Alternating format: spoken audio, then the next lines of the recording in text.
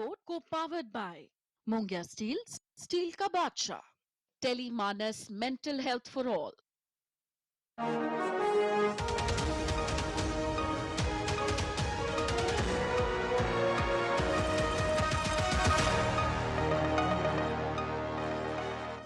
नमस्कार, मैं हूं सुधीर चौधरी और डिकोड के इस वीकेंड एडिशन में आपका बहुत बहुत स्वागत है। इस हफ्ते की सबसे बड़ी खबर यह रही कि भारत की फूड सेफ्टी अथॉरिटी अब पूरे देश में दूध, पनीर और अंडों की जांच करवाएगी। ये जांच इसलिए कराई जा रही है क्योंकि हाल ही में एक ऑनलाइन रिपोर्ट में एक खास कंपनी के अंडों में ऐसे केमिकल्स पाए गए थे जो प्रतिबंधित हैं और जो आपकी सेहत को खराब कर सकते हैं। और देश भर के बाजारों से इस समय नकली दूध और नकली पनीर की शिकायतें भी आ रही हैं। और हो सकता है कि आप भी बड़े शौक से जो कढ़ाई पनीर खाते हैं, पनीर के पकौड़े खा रहे हैं, वो भी शायद इसी नकली पनीर से बने हो। इसके बाद हम आपको बीजेपी के नए राष्ट्रीय कार्यकारी अध्यक्ष नितिन नवीन की नियुक्ति की इनसाइड स्टोरी बताएंगे। इस देश के बड़े बड़े धुरंधर पत्रकार और राजनीतिक विश्लेषक अभी तक इस सदमे में हैं कि बीजेपी के अगले राष्ट्रीय अध्यक्ष को लेकर उनकी सारी भविष्यवाणियां फेल कैसे हो गई।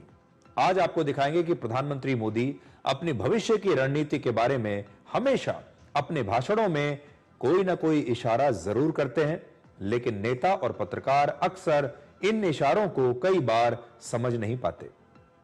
और आखिर में हम आपको राहुल गांधी की जर्मनी यात्रा दिखाएंगे, जहां उन्होंने गाड़ियां बनाने वाली मशहूर जर्मन कंपनी BMW के प्लांट का दौरा किया। उन्होंने BMW की नई गाड़ी का टेस्ट ड्राइव लिया, BMW की लेटेस्ट मोटरसाइकिल को भी चेक किया, लेकिन साथ ही वहां खड़े होकर यह भी कह दिया कि भारत में मैन्युफैक्चरिंग अब गिर रही है, कम हो रही है और इसे सुधारना जरूरी है। आज हम विदेश में जाकर भारत की आलोचना करने वाली राहुल गांधी की इस सोच को डिकोड करेंगे।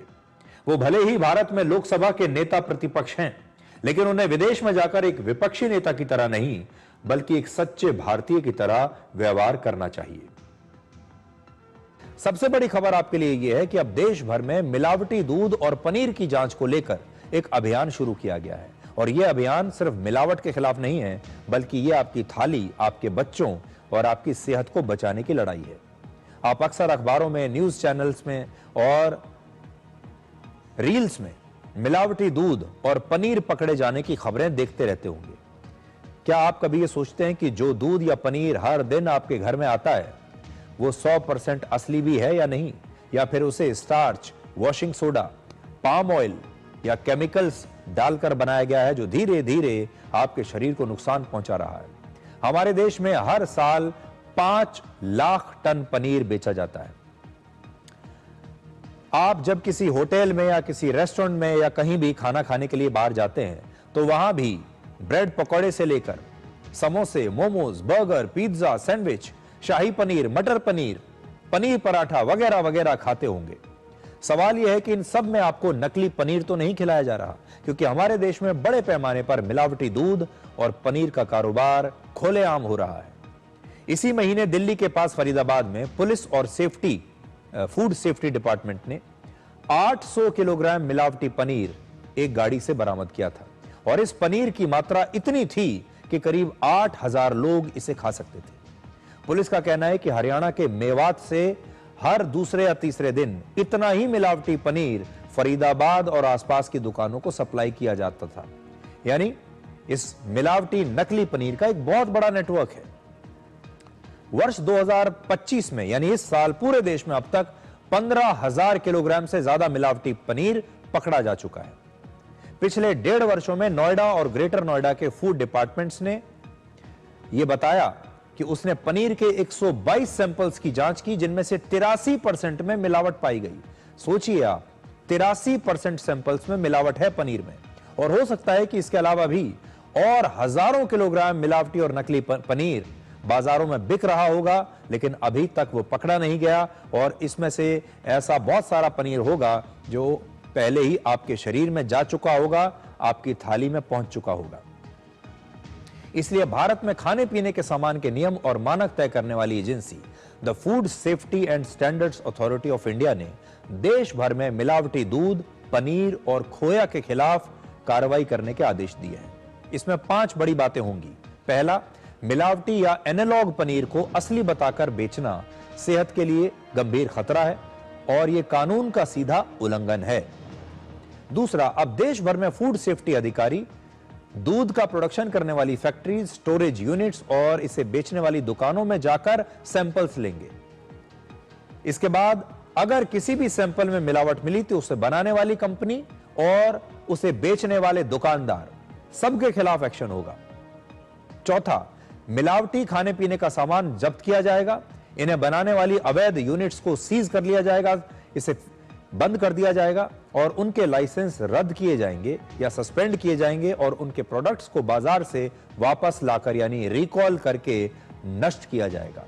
और पांचवा, होटल्स, रेस्टोरेंट्स, ढाबे, केटरर्स और पब्स को यह चेतावनी दे दी गई है कि अगर उन्होंने मिलावटी पनीर का इस्तेमाल किया तो सप्लायर्स के साथ साथ इस पनीर को बनाने वाले लोगों के साथ साथ उन्हें भी जिम्मेदार ठहराया जाएगा। तो देखिए, इस समय बाजार में 3 प्रकार के पनीर मिल रहे हैं। पहला, शुद्ध पनीर, जिसकी इच्छा हम सबको है। दूसरा, एनालॉग पनीर और तीसरा, मिलावटी पनीर। आपके घर के आसपास भी कई ऐसी दुकानें होंगी जहां 200 रुपए किलो के भाव पर पनीर बिकता होगा, जबकि ब्रांडेड पनीर इस समय 500 रुपए प्रति किलोग्राम के आसपास है। इस वक्त बाजार में 1 किलो दूध की कीमत, 1 लीटर दूध की कीमत कम से कम 60 रुपए है। और अगर हम मान लें कि 5 से 6 लीटर दूध से 1 किलो पनीर बनता है तो इसमें सिर्फ अकेले दूध की लागत ही 300 से 360 रुपए के आसपास होगी। जितने दूध से 1 किलो पनीर बन रहा है, अगर वही कम से कम 300 रुपए का है तो फिर बाजार में इस दूध से बना पनीर 200 रुपए प्रति किलोग्राम के भाव पर कैसे मिल सकता है? इसका मतलब है कि बाजार में जो भी सस्ता पनीर बिक रहा है वो या तो नकली है और या फिर मिलावटी है। भारत में करीब 20% लोग शुद्ध शाकाहारी हैं, जो प्रोटीन के लिए दूध और पनीर पर ही निर्भर है। और अब इसी दूध और पनीर की शुद्धता खतरे में है, क्योंकि हमारे देश में मिलावट अब एक आम बात हो गई है। मिलावट करने को लेकर जब मिलावट करते हैं हमारे देश के लोग तो उनके हाथ नहीं कांपते। अब हमारे देश के लोगों को भी अब मिलावट सामान की आदत सी पड़ गई है और वो ये भी जानते हैं कि मिलावट पर कोई बड़ा एक्शन नहीं होने वाला। बाजार में एक खास प्रकार का पनीर मिलता है जिसके बारे में आज मैं आपको बताना चाहता हूं। इसे कहते हैं एनालॉग पनीर। ये 200 रुपए से 250 रुपए प्रति किलोग्राम के भाव पर मिलता है और ये सस्ते घी, पाम ऑयल, मिल्क पाउडर और केमिकल से बनाया जाता है और यह पनीर आजकल काफी बड़ी संख्या में इस्तेमाल हो रहा है। इसमें नोट करने वाली बात यह है कि फूड सेफ्टी अथॉरिटी खुद ही इस एनालॉग पनीर को इस शर्त पर बाजार में बेचने की इजाजत देती है कि कंपनियों को पैकेट पर लिखकर यह बताना होगा कि यह एनालॉग पनीर है। और आजकल 50% कम से कम होटल्स और रेस्टोरेंट्स में इसी सस्ते एनालॉग पनीर को इस्तेमाल किया जा रहा है और इसीलिए जब आप पनीर का कोई डिश खाने के लिए जाते हैं तो आपको बड़ी सस्ती मिलती है और आपको लगता है कि बताइए, पनीर हम खा रहे हैं वो भी इतना सस्ता। इसलिए आज के बाद आप जब भी कहीं बाहर खाना खाने के लिए जाएं, आप ढाबे में जा रहे हैं, रेस्टोरेंट में जा रहे हैं, किसी होटल में जा रहे हैं, किसी और सड़क पर खड़े वेंडर दुकानदार के पास जा रहे हैं, तो उनसे यह जरूर पूछ लें कि उसने खाने में कौन से वाला पनीर इस्तेमाल किया है, ये शुद्ध पनीर है या एनालॉग पनीर है। क्योंकि बहुत सारे लोग आपको एनालॉग पनीर खिलाएंगे और कहेंगे कि ये जो पनीर है ये बिल्कुल सही है और सरकार ने इसे बेचने की इजाजत दी हुई है। कभी आपने सोचा है कि आजकल कढ़ाई पनीर की एक प्लेट 200 से 250 रुपए की आती है। पनीर वाले ब्रेड पकौड़े 30 से 40 रुपए में मिल जाते हैं। एक प्लेट पनीर मोमोज 80 से 100 रुपए में मिल जाते हैं, जबकि सिर्फ 200 ग्राम शुद्ध पनीर 100 रुपए में मिलता है। तो सवाल यह है कि इतने कम पैसे में आपको पनीर कौन खिला सकता है और यह कैसे खिलाया जा रहा है? हमारे देश में पनीर खाने पर बड़ा जोर दिया जाता है क्योंकि पनीर से आपकी हड्डियों और मांसपेशियों को प्रोटीन और कैल्शियम जैसे जरूरी पोषक तत्व मिलते हैं और जो लोग शाकाहारी हैं वो वैसे भी पनीर की डिश खाना बड़ा पसंद करते हैं। लेकिन नकली और मिलावटी पनीर खाने से आपको डायबिटीज हो सकता है, हाइपरटेंशन हो सकता है, यहां तक कि कैंसर भी हो सकता है।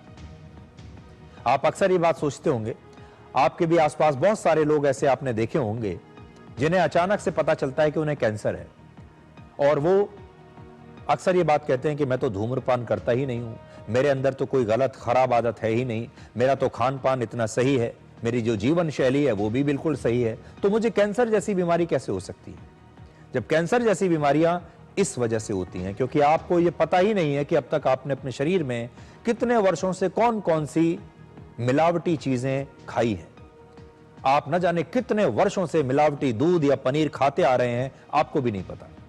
और इन बीमारियों से बचने के लिए सबसे जरूरी काम यह होगा कि आप सस्ता पनीर और मिलावटी पनीर ना खरीदें, क्योंकि सस्ते पनीर में मिलावट होने की आशंका सबसे ज्यादा होती है।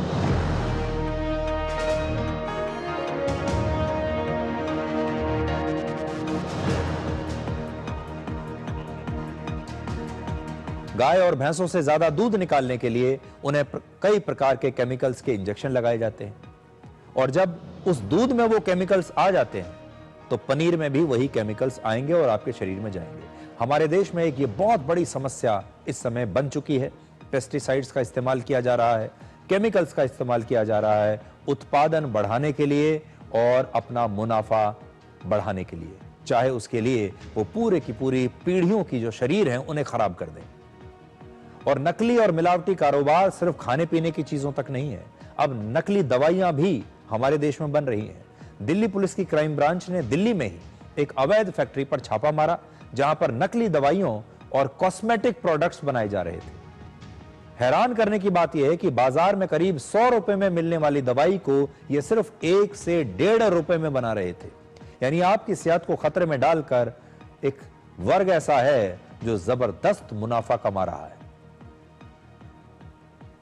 जो इनकी मैन्युफैक्चरिंग कॉस्ट है वो तो मार्केट वैल्यू का एक फ्रैक्शन ही होता है।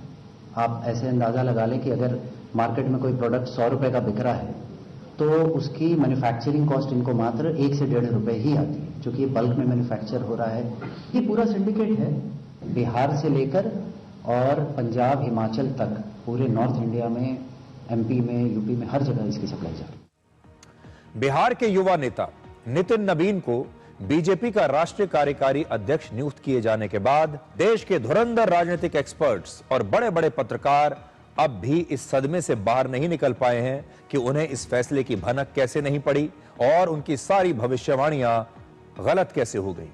क्योंकि नाम तो बहुत सारे चल रहे थे, बड़े बड़े नेताओं के नाम चल रहे थे, और इन बड़े बड़े पत्रकारों ने और राजनीतिक एक्सपर्ट्स ने पहले ही ऐलान कर दिया था कि वो कौन कौन से नाम हैं जिनमें से अगला बीजेपी का राष्ट्रीय अध्यक्ष चुना जाएगा।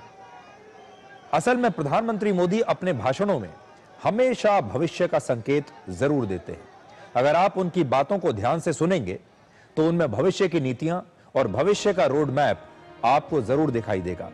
आज हम नितिन नवीन की नियुक्ति को आपके लिए डिकोड करेंगे। सबसे पहले आप प्रधानमंत्री मोदी का जून 2024 का ये बयान सुनिए। हम नए नए सांसद आए हैं, कुछ पुराने सांसद हैं, कुछ ज्यादा अनुभवी सांसद भी हैं। आप देखते हैं कि इन दिनों पिछले 2 दिन से आप टीवी पे देखते होंगे, एक भी सच्चाई मुझे उसमें नजर नहीं आई। कोई ये कह रहा है, कोई वो कह रहा था, सब मैंने कहा भी जरा पूछो तो ये जानकारी लाते कहां से, गपगोले चला रहे, किसी के खाते में कुछ भी डाल करके चल रहा है। तो आजकल कई लोग सरकार बनाने में लगे हुए हैं, मंत्री पद बांट रहे हैं, पद बांट रहे हैं, व्यवस्था बांट रहे हैं। मैं आपसे आग्रहपूर्वक कहता हूं, और जो मोदी को जानते हैं, ये सारे प्रयास निरर्थक है। वे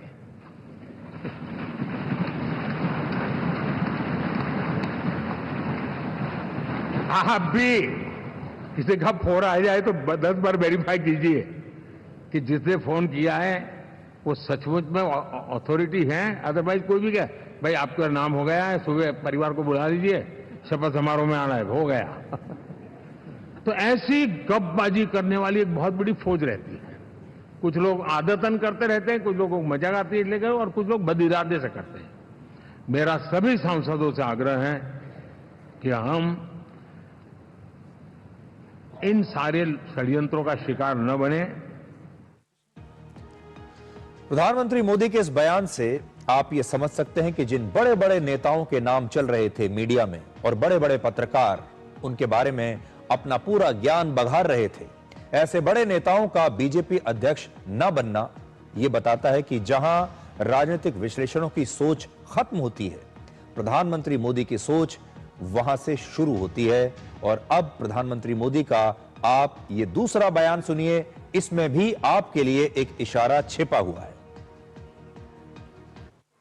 आज दिल्ली से मैं देश के नौजवानों से भी अपना एक आग्रह दोहराना चाहता हूं। मैंने 1 लाख नौजवानों को राजनीति में आगे आने के लिए कहा है। ये मैं इसलिए कहता हूं कि देश को सही मायने में एक गंभीर पॉलिटिकल ट्रांसफॉर्मेशन की जरूरत है। विकसित भारत को नई प्राण शक्ति की जरूरत है। 21वीं सदी की राजनीति को नए आइडिया, नई ऊर्जा की जरूरत है, नए चिंतन की जरूरत है। ये मैं इसलिए भी कह रहा हूं क्योंकि अगर अच्छे नौजवान बेटे बेटियां राजनीति में नहीं आएंगे तो ऐसे लोग राजनीति पर कब्जा कर लेंगे जो राजनीति में नहीं आने चाहिए। अब आप देखिए, यहां पर भी प्रधानमंत्री मोदी ने साफ संकेत दिया था कि वो बीजेपी के नेतृत्व में एक जनरेशनल शिफ्ट चाहते हैं, यानी नई पीढ़ी के नेताओं को वो मौका देना चाहते हैं। इस बार बीजेपी ने जब अपने राष्ट्रीय अध्यक्ष की खोज शुरू की तो कुछ पैमाने बनाए गए थे। पहला, नेता 50 साल से कम उम्र का होना चाहिए, यानी युवा नेता होना चाहिए। दूसरा, उसे संगठन में काम करने का, चुनाव लड़ने का और सरकार में प्रशासनिक अनुभव होना चाहिए। यहां अगर आप देखें तो नितिन नबीन इन सारे मापदंडों पर बिल्कुल फिट बैठते हैं। उनकी उम्र 45 साल है। वो लंबे समय से संगठन में काम करते आ रहे हैं। वो बीजेपी के युवा मोर्चा में पदाधिकारी रह चुके हैं। वो 5 बार विधानसभा के सदस्य रहे हैं। विधानसभा में काम करने का, विधायक के तौर पर काम करने का उन्हें अनुभव है, यानी लेजिस्लेटिव एक्सपीरियंस उन्हें है।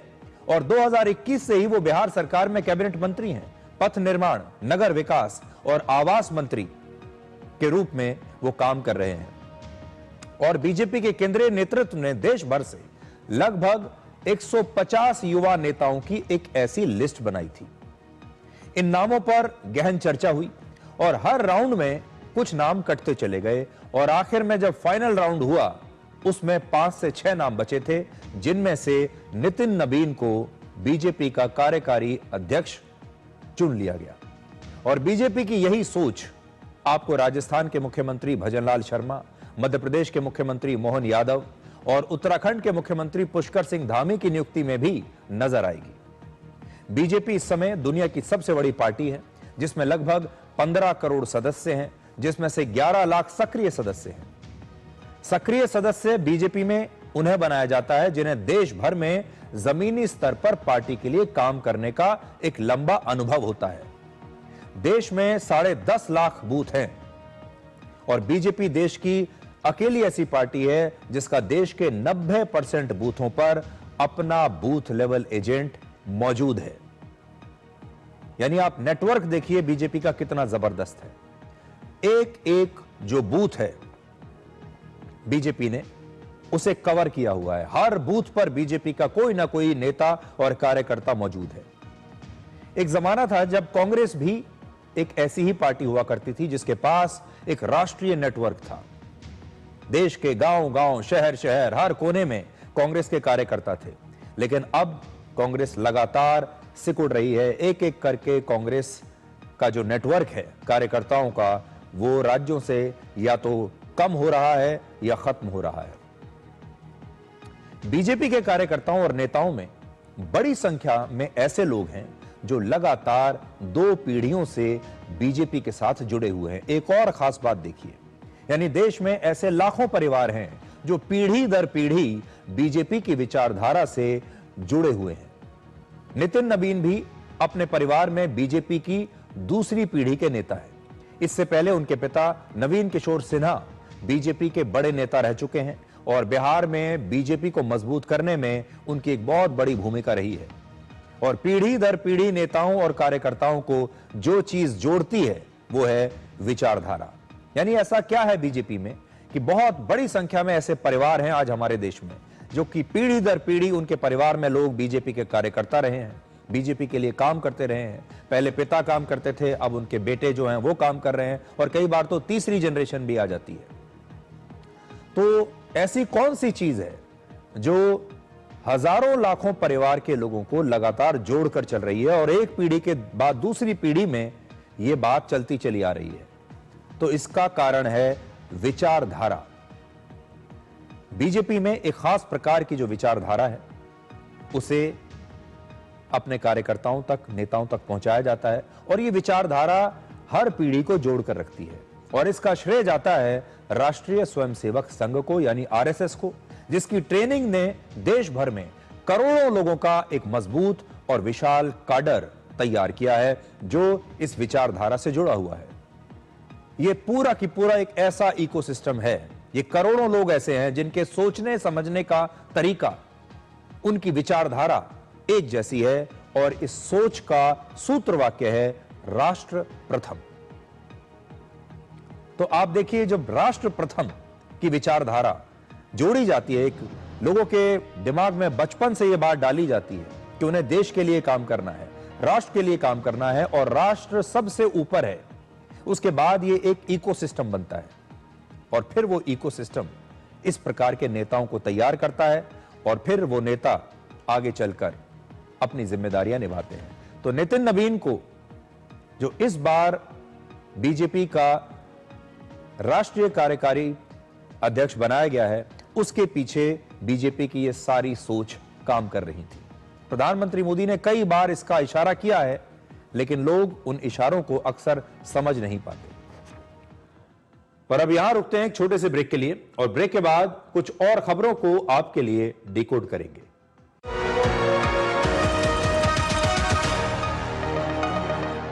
क्या तनाव आपके मानसिक और शारीरिक स्वास्थ्य पर बुरा असर डाल रहा है और आप समय प्रबंधन नहीं कर पा रहे?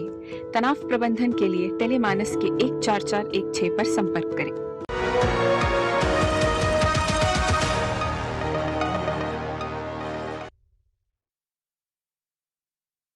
प्रधानमंत्री मोदी की इस नई नीति के बाद बात करते हैं राहुल गांधी की पुरानी राजनीति की।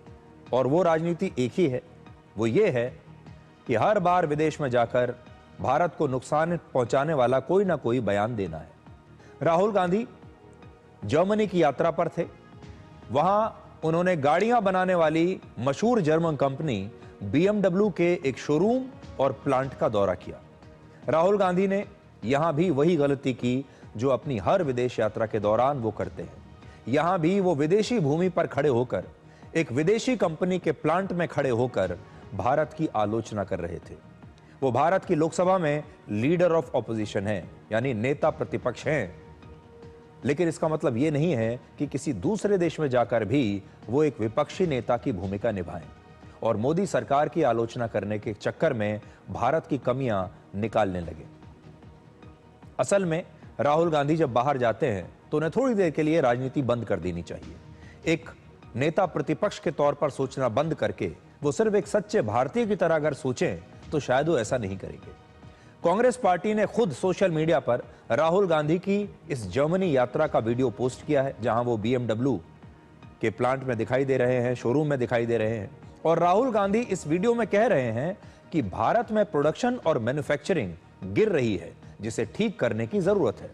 आगे बढ़ने से पहले आप राहुल गांधी का ये वीडियो देखिए। We went and saw the BMW factory. Fantastic experience. And I was particularly excited to see that they've got a 450cc bike that TVS has made with them. So I think that's going to do well. Good to see that Indian flag is flying there. India needs to start producing. Production is the key for the success of any country.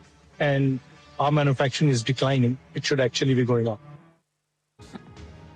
तो कह रहे हैं कि हमारी जो manufacturing है वो decline कर रही है, यानी वो कमजोर हो रही है। इस दौरान राहुल गांधी को वहां कुछ भारतीय भी मिले, जिन्होंने भारत के लोग जो वहां पर थे उन्होंने कुछ फोटो भी खिंचवाई उनसे, उनके साथ। लेकिन राहुल गांधी भारत के लोगों के साथ फोटो तो खिंचवा रहे हैं, लेकिन वहां पर बात ऐसी कर रहे हैं जिससे हर भारतीय को शर्मिंदा होना पड़ेगा। राहुल गांधी का दावा है कि भारत में मैन्युफैक्चरिंग सेक्टर में गिरावट आ रही है। तो चलिए सबसे पहले आज हम इसी दावे का एक फैक्ट चेक करते हैं। सबसे पहले आपको बताते हैं कि ये मैन्युफैक्चरिंग सेक्टर होता क्या है जिसके बारे में राहुल गांधी कह रहे हैं।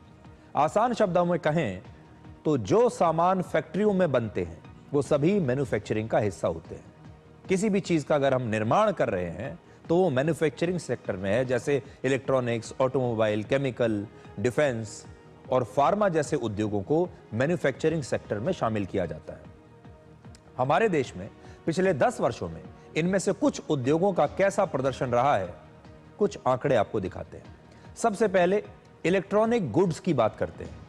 वर्ष 2014 में जब यूपीए सरकार हटी तब हमारे देश में करीब 2 लाख करोड़ रुपए के इलेक्ट्रॉनिक्स के सामान का उत्पादन हुआ था, 2 लाख करोड़। और वर्ष 2024 में यह उत्पादन बढ़कर 11 लाख करोड़ रुपए से ज्यादा का हो चुका है। वर्ष 2014 में 38,000 करोड़ रुपए के इलेक्ट्रॉनिक्स के सामानों का निर्यात हुआ था और 10 वर्षों में यह बढ़कर 3 लाख करोड़ रुपए से ज्यादा हो गया। इससे आप पिछले 10 वर्षों का फर्क समझ सकते हैं। 760% की वृद्धि। आज पूरी दुनिया में मोबाइल फोन बनाने में भारत दूसरे नंबर पर है। वर्ष 2014 में हमारे देश में मोबाइल फोन बनाने की केवल 2 फैक्ट्रियां थी और 10 वर्षों में यह संख्या बढ़कर 300 हो चुकी है। अब एक और आंकड़ा देखिए। आज से 10 वर्ष पहले हमारे देश में केवल 19,000 करोड़ रुपए के मोबाइल फोनों का निर्माण होता था, लेकिन अब 4 लाख करोड़ रुपए से ज्यादा के मोबाइल फोन हमारे देश में बनाए जाते हैं। 2132% की वृद्धि। हमारे देश में न केवल मोबाइल फोन का उत्पादन बढ़ा बल्कि एक्सपोर्ट्स में भी कई गुना वृद्धि हुई है। 2014 में हमारे देश से सिर्फ 1500 करोड़ रुपए के मोबाइल फोन एक्सपोर्ट हुए। 10 वर्षों में मोबाइल फोन एक्सपोर्ट का यह आंकड़ा बढ़कर अब 2 लाख करोड़ रुपए तक पहुंच गया है। 1500 करोड़ और आज 2 लाख करोड़। आज मोबाइल फोन एक्सपोर्ट करने के मामले में भारत दुनिया में तीसरे नंबर पर है। अमेरिका को स्मार्टफोन निर्यात करने में भारत ने चीन को भी पीछे छोड़ दिया है। मैन्युफैक्चरिंग सेक्टर का एक और बहुत बड़ा हिस्सा है डिफेंस सेक्टर। पिछले वर्ष 2014 में हमारे देश में 46,429 करोड़ रुपए का रक्षा उपकरण का उत्पादन हुआ था। 10 वर्षों में यह बढ़कर अब 1,27,000 करोड़ रुपए हो चुका है। हमारे देश में ऑटोमोबाइल सेक्टर में भी लगातार वृद्धि हुई। वर्ष 2014 में 2 करोड़ 15 लाख गाड़ियों का उत्पादन हुआ, निर्माण हुआ और वर्ष 2024 में यह बढ़कर 3 करोड़ 10 लाख गाड़ियों तक पहुंच चुका है। यहां भी 44% की वृद्धि है। हमारे देश में औद्योगिक उत्पादन कैसे बढ़ रहा है, अब इसे समझिए और इसके लिए आप इंडस्ट्रियल प्रोडक्शन का यह आंकड़ा देखिए। IIP यानी इंडेक्स ऑफ इंडस्ट्रियल प्रोडक्शन हमारे देश की आर्थिक मजबूती को दिखाता है। पिछले 10 वर्षों में हमारे देश में लगातार औद्योगिक उत्पादन बढ़ा। स्टील, सीमेंट और रिफाइनरी जैसे सेक्टर बहुत अच्छा प्रदर्शन कर रहे हैं। केवल कोरोना के समय, कोरोना काल में, जब कोविड काल को हम छोड़ दें, जब सारा कामकाज ठप हो गया था, उसके अलावा आप देखेंगे लगातार वृद्धि हो रही है। बीजेपी के सांसद संबित पात्रा ने राहुल गांधी की इस भारत विरोधी सोच का और दावों का इनकी आलोचना की है। देश के एलओपी का एक बहुत महत्वपूर्ण दायित्व होता है। बहुत रेस्पॉन्सिबल तरीके से देश के एलओपी को बिहेव करना होता है, विशेष करके जब एलओपी विदेश की भूमि में होते हैं। पार्लियामेंट यहाँ चल रहा है, पार्लियामेंट में बहुत सारे महत्वपूर्ण बिल्स पे चर्चा हो रही है और इंडियन डायस्पोरा को एड्रेस करने के लिए राहुल गांधी जर्मनी में है। आज हमने देखा कि म्यूनिक के BMW की फैक्ट्री में राहुल गांधी जी का पदार्पण हुआ और वहां राहुल गांधी जी ने उनके मैन्युफैक्चरिंग को आगे बढ़ाते हुए, उसकी बढ़ाई करते हुए यह भी कहा कि मुझे दुख है कि भारत की मैन्युफैक्चरिंग अच्छी नहीं है, the manufacturing is poor in India. अब देखिए, बार बार राहुल गांधी जी का इस प्रकार विदेश जाना और विदेश की भूमि से भारत को अपमानित करना और भारत के विरोध में बोलना कहीं न कहीं दिखाता है कि राहुल गांधी और कांग्रेस पार्टी के मन में किस प्रकार की भावना भारतवर्ष को लेकर है। अब राहुल गांधी जर्मनी की इतनी बड़ी कंपनी के हेडक्वार्टर में, उनके प्लांट में गए और वहां जाकर वो BMW के हेडक्वार्टर से ये कहते हैं कि भारत की मैन्युफैक्चरिंग गिर रही है। अब इसके दो कारण हो सकते हैं, या तो वो ये बताना चाहते हैं कि भारत में मैन्युफैक्चरिंग सेक्टर गिर रहा है, उत्पादन कम हो रहा है, और शायद वो ये भी कहना चाहते हैं कि भारत में जो सामान बन रहा है शायद उसकी क्वालिटी गिर रही है। अब वो इन दोनों में से क्या चीज कहना चाहते हैं ये तो राहुल गांधी खुद बेहतर बताएंगे, लेकिन दोनों में से मतलब कोई भी निकाला जाए, अर्थ उसका एक ही आता है। उसे जब आप डिकोड करेंगे वो ये है कि वो जर्मनी में इतनी बड़ी कार बनाने वाली कंपनी के हेडक्वार्टर में खड़े होकर भारत को नीचा दिखा रहे थे। ये बता रहे थे कि मेरा देश आपके देश से कमतर है, हमारे देश में अच्छा काम नहीं हो रहा, और इसके पीछे उनकी मंशा ये थी कि वो मोदी सरकार को कमजोर करके दिखाएं। वो ये दिखाएं कि प्रधानमंत्री मोदी अच्छा काम नहीं कर रहे और उनके शासनकाल में भारत में बहुत कमजोरी आ रही है। वो ये बताना चाहते थे। वो ऐसा इसलिए कहना चाहते हैं क्योंकि वो नेता प्रतिपक्ष हैं और विपक्ष का तो काम ही है सरकार की आलोचना करना। लेकिन वो हर बार ये भूल जाते हैं कि मोदी की आलोचना करते करते वो भारत की ही आलोचना करने लगते हैं। आज वो ये समझने लगे हैं कि जब वो भारत को नीचा दिखाएंगे तो प्रधानमंत्री मोदी को नीचा दिखाने के लिए ये काम आएगा, और इसलिए उन्हें ये कंफ्यूजन है। अब वो प्रधानमंत्री मोदी को नीचा दिखाते दिखाते भारत को ही नीचा दिखाने लगे हैं। राहुल गांधी को आज उनके सलाहकारों को ये बात समझानी चाहिए कि वो एक राजनीतिक व्यक्ति हैं, वो भारत में नेता प्रतिपक्ष हैं लोकसभा में, लेकिन विदेश में जाकर हर समय विपक्षी नेता के अवतार में रहना भी अच्छा नहीं है। हर समय विपक्ष की बात करना, राजनीति की बात करना भी अच्छा नहीं है। अच्छा ये होता कि राहुल गांधी जब वहां पर गए हैं जर्मनी में, तो वहां खड़े होकर वो भारत की कुछ तारीफ भी कर देते, वो भारत के लिए कुछ अच्छी बातें भी कहते और एक सच्चे भारतीय की तरह वो बात करते। राहुल गांधी के जर्मनी वाले वीडियो में आपने एक और खास बात नोट की होगी। यहां पर राहुल गांधी ने स्वेटर भी पहना हुआ है और उसके ऊपर एक जैकेट भी पहना हुआ है। देखिए, जर्मनी के म्यूनिक शहर में जहां राहुल गांधी की यह मौजूदगी दिखाई गई है, वहां दिन का तापमान लगभग 8 डिग्री सेल्सियस के आसपास रहता है। यह हम मानते हैं वहां सर्दी है और तापमान रात में 0 तक चला जाता है, और इतने तापमान में राहुल गांधी को गर्म कपड़ों की आवश्यकता पड़ गई, क्योंकि आप तस्वीरों में यहां देख रहे हैं। लेकिन जब राहुल गांधी भारत में होते हैं तो वो सर्दियों के मौसम में भी इतने ही तापमान में सफेद रंग की एक हाफ स्लीव्स की टी शर्ट पहनते हैं।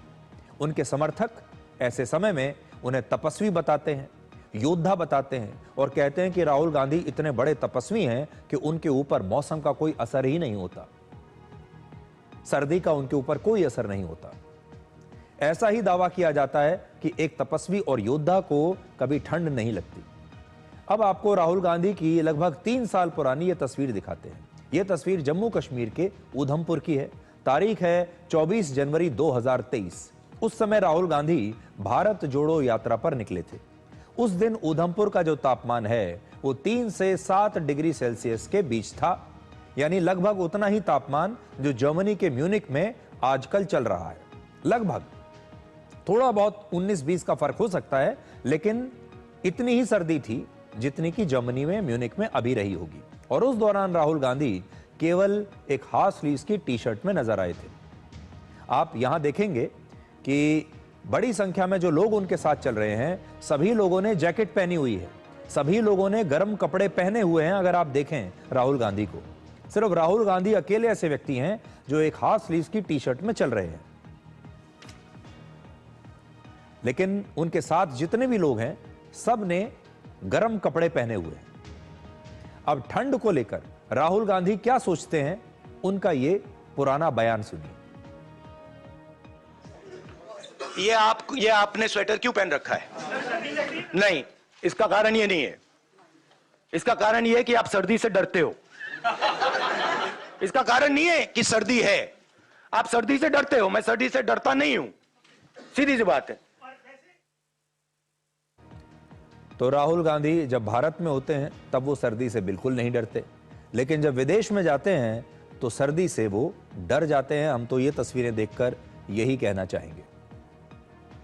अब विदेशों में जाकर राहुल गांधी भारत का चाहे जितना भी विरोध करें, लेकिन सच्चाई ये है कि भारत का सम्मान पूरी दुनिया में लगातार बढ़ ही रहा है, चाहे हमारे नेता प्रतिपक्ष को यह बात अच्छी लगे या ना लगे।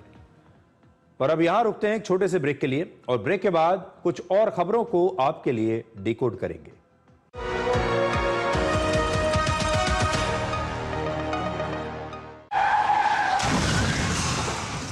मौत कभी अचानक आती है तो कभी दबे पांव।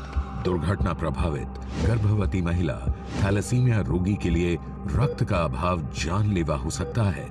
जिंदगी और मौत की इस लड़ाई में आप बन सकते हैं सुपर हीरो। रक्तदान करने से कम नहीं होता, गर्व होता है, जान बचाने का गर्व। आखिरकार मैं 18 की हो गई, तो इस बार मैंने वोट भी डाला और खून भी दे पाई। 65 साल की उम्र तक 177 बार किया स्वैच्छिक रक्तदान, और यही है मेरा अभिमान।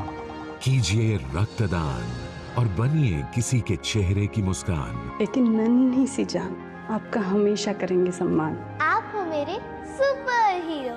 रक्तदान यानी जीवन दान। Thank you. Blood transfusion services division DGHS, स्वास्थ्य एवं परिवार कल्याण मंत्रालय, भारत सरकार द्वारा जनहित में जारी। क्या आप परेशानियों से घिरे हैं? मन भारी है और कोई रास्ता नजर नहीं आ रहा? याद रखें, समाधान आपके पास है। टेलीमानस के निःशुल्क नंबर 14416 पर कॉल करें। कहीं से भी, कभी भी, 24 घंटे यह सुविधा उपलब्ध है। यहाँ आपकी बात सुनी जाती है, समझी जाती है और आपको सही दिशा दी जाती है। आप अकेले नहीं हैं, मदद बस एक कॉल दूर है।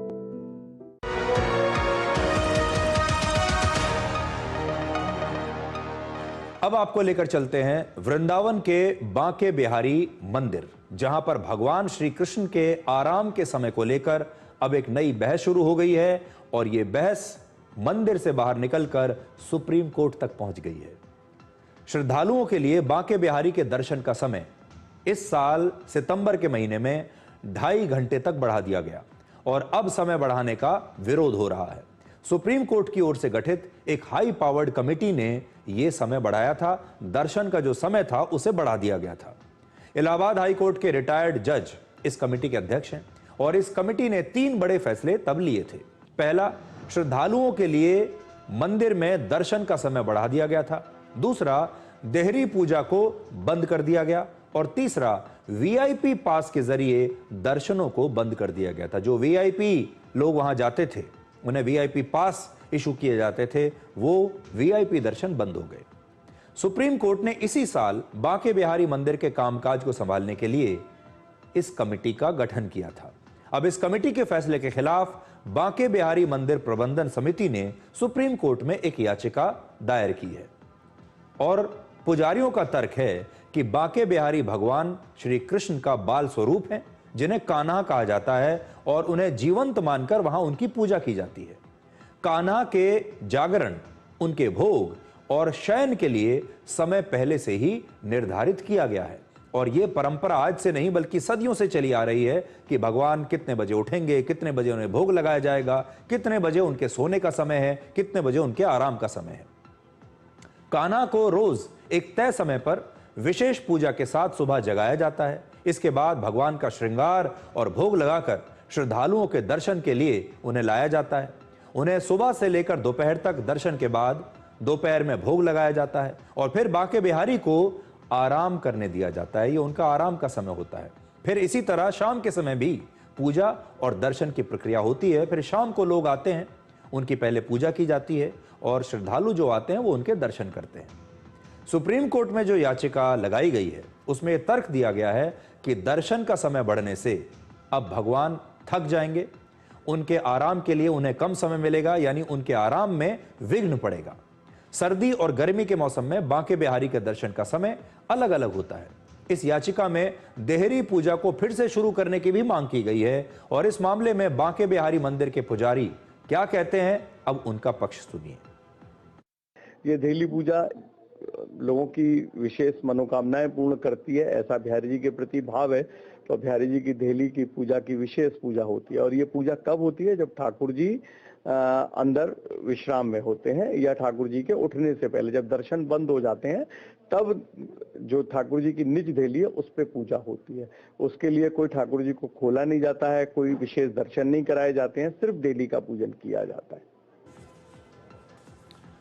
अब इस मामले की सुनवाई के दौरान भारत के चीफ जस्टिस सूर्यकांत ने एक बड़ी महत्वपूर्ण टिप्पणी की। जस्टिस सूर्यकांत ने कहा कि मंदिर बंद होने के बाद वीआईपी जो दर्शन हैं वो क्यों होने चाहिए। उन्होंने इस वीआईपी दर्शन पर सवाल उठाया। उन्होंने कहा वो लोग दोपहर 12 बजे मंदिर बंद होने के बाद भी भगवान को एक पल आराम नहीं करने देते। वो भगवान का हर तरह से शोषण करते हैं। प्रभावशाली लोग जो बड़ी रकम चुकाने में सक्षम हैं, उन्हें स्पेशल पूजा करने की इजाजत होती है। यानी श्रद्धालुओं के लिए तो मंदिर बंद हो जाता है, लेकिन ऐसे लोग जिनके पास पैसा और पावर है, वो भगवान के दर्शन कर सकते हैं। तो ऐसा उन्होंने साफ साफ यहां पर लिखा हुआ है। आज जो मैंने अभी आपको पढ़कर बताया यहां से, मंदिर प्रशासन तो यह तर्क दे रहा है कि समय बढ़ने से ठाकुर जी को यानी भगवान को आराम करने के लिए समय नहीं मिलेगा, लेकिन वीआईपी दर्शन को लेकर भी अब यहां पर सवाल उठ रहे हैं। और आपने देखा होगा अक्सर मंदिरों में यह मुद्दा उठता रहता है कि मंदिरों में वीआईपीज के लिए जो है वो अलग व्यवस्था कर दी जाती है, उनके पूजा करने के लिए या उनके दर्शन करने के लिए, और जो आम श्रद्धालु हैं उन्हें बहुत परेशानियों का सामना करना पड़ता है। उसी तरफ जो चीफ जस्टिस ऑफ इंडिया हैं जस्टिस सूर्यकांत, उन्होंने ये इशारा किया है। अब देखिए, भारत के ज्यादातर जो हिंदू मंदिर हैं वो सूर्योदय से 1 घंटे पहले खुल जाते हैं और इस समय को ब्रह्म मुहूर्त कहा जाता है, जिसे बहुत शुभ माना जाता है क्योंकि उस समय वातावरण में चारों ओर शांति होती है और भक्तों को आध्यात्मिक शक्तियों के करीब होने का एक अनुभव होता है। देश के अलग अलग मंदिरों में देवताओं और पूजा की परंपराओं के अनुसार मंदिर खुलने और बंद होने का समय अलग अलग होता है, लेकिन ज्यादातर मंदिरों में दोपहर के समय कुछ देर भगवान को आराम जरूर दिया जाता है और उस दौरान ये मंदिर बंद रहता है। और अब उसी टाइमिंग को लेकर यह विवाद हो रहा है कि जब ये दर्शनों का समय बढ़ा दिया गया तो अब मंदिर के पुजारियों का यह कहना है कि भगवान को आराम करने का समय नहीं मिलेगा, भगवान के आराम में ये विघ्न डालने जैसी बात है और वो इसका विरोध कर रहे हैं। अब आपको जल्दी से बताते हैं कि इस साल चांदी की चांदी कैसे रही। अब 1 किलो चांदी की कीमत 2 लाख रुपए को पार कर चुकी है। इस साल 1 जनवरी को 1 किलो चांदी की कीमत थी 90,500 रुपए और आज 2 लाख रुपए से ज्यादा हो चुकी है। वर्ष 2025 खत्म होने में अब 2 हफ्ते से भी कम समय बचा है। हर कोई इस साल अपने अपने निवेश से मिले फायदे की चर्चा कर रहा है और इस साल निवेशकों को फायदा देने में चांदी सबसे ऊपर रही है। इस साल सोने में 73% की तेजी आई, जबकि चांदी में 133% की तेजी आई है। 133% महंगी हुई है चांदी। वहीं शेयर बाजार से इस साल अब तक निवेशकों को सिर्फ 9.19% रिटर्न मिला है। तो शेयर बाजार, सोना और चांदी, इन तीनों की तुलना आप देख लीजिए।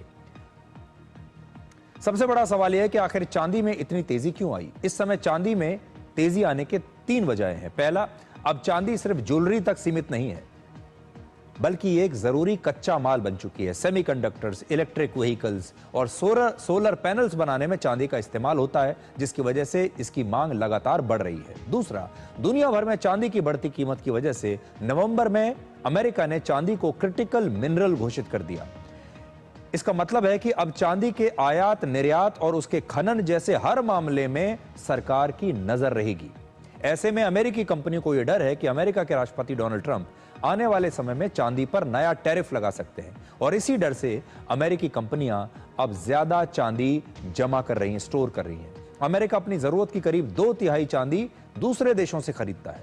तीसरा, दुनिया भर के निवेशकों में भी ट्रंप टैरिफ और अलग अलग युद्ध होने की वजह से एक डर बना हुआ है, एक अनसर्टेनिटी है, अस्थिरता है। इसलिए बड़े निवेशक अपना पैसा ऐसी जगह लगाना चाहते हैं जहां उनका पैसा सुरक्षित हो और मुनाफा भी अच्छा मिले। ऐसे में चांदी और सोना निवेश का सबसे बढ़िया विकल्प बन गया है और इस साल चांदी की कीमत सोने से कहीं ज्यादा तेजी से बढ़ रही है। इसलिए ज्यादा मुनाफे की उम्मीद में निवेशक सोने से ज्यादा पैसा चांदी पर लगा रहे हैं। हमारे देश में सोने चांदी की तेजी का मुद्दा इतना बड़ा है, इसका अंदाजा आप इस बात से लगाइए कि सोमवार को लोकसभा में भी इस पर जिक्र हुआ। एक सवाल के जवाब में वित्त राज्य मंत्री पंकज चौधरी ने एक लिखित जवाब में बताया कि सोने चांदी में तेजी अंतर्राष्ट्रीय कारणों से हो रही है। सरकार सोने और चांदी की कीमतें तय नहीं करती और दुनिया भर में राजनीतिक तनाव और आर्थिक विकास को लेकर एक डर बना हुआ है। इसलिए सुरक्षित निवेश के तौर पर सोने में निवेश बढ़ रहा है। तो अगर आपको भी निवेश करना है तो ये रिपोर्ट्स तो ये कहती हैं कि सोना और चांदी सबसे बेहतर विकल्प है। तो आज के लिए डिकोड में इतना ही। अब आपसे हमारी अगली मुलाकात होगी कल रात 9 बजे, जब हम आपको डिकोड का संडे एडिशन दिखाएंगे। तब तक आप खुश रहिए, सुरक्षित रहिए, स्वस्थ रहिए। नमस्कार।